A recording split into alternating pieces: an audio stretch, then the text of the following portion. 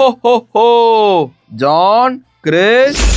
Santa தாத்தா கனிவு நிதியத்தை மாட்டிட்டோம். Laptop laptop. நம்ம இதய துடிப்பு இந்த மாதிரி சத்தமா கேட்குமா கிறிஸ்? அது எப்படி தாத்தா கேட்கும்? அது என்ன பெல்லா?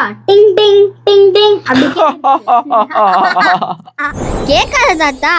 ஆனா தொட்டு பார்த்தா உணர முடியும். வெளிப்படையா கேட்கலனாலும் உள்ளத்தால உணரக்கூடிய ஒரு நல்ல பண்பு தான் நீதி. இது நம்மளை சுத்தி ஒழிச்சுக்கிட்டே இருக்கு, ஆனா நமக்கு தான் கேட்கறது இல்ல. நீதிதான் என்ன தாத்தா? சரி, 2 பேர் இருக்காங்க. ஒருத்தன் 5 சாக்லேட் சாப்பிட்டான், ஒருத்தனுக்கு சாக்லேட்டே இல்லை. இவங்க 2 பேரும் உன்கிட்ட வந்து சாக்லேட் கேட்குறாங்க. உன்கிட்ட ஒரு சாக்லேட் தான் இருக்கு. அந்த சாக்லேட்டை நீ யாருக்கு கொடுப்ப? இதெல்லாம் ஈஸி தாத்தா. இல்லாதவனுக்கு தான் நான் சாக்லேட் தருவேன்.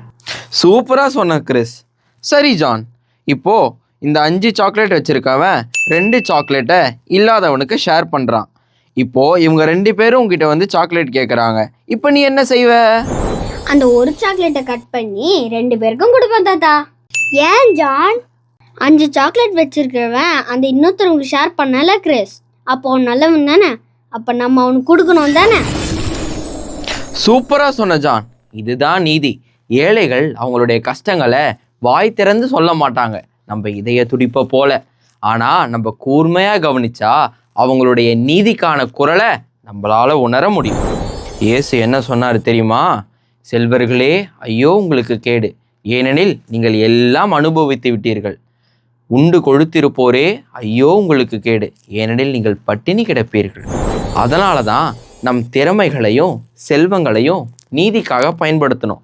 அப்போதான் கடவுளுடைய நீதிக்கு முன் நமக்கு இரக்கம் கிடைக்கும். இதைத்தான் லௌதாத்தோ சி 49 கூறுது.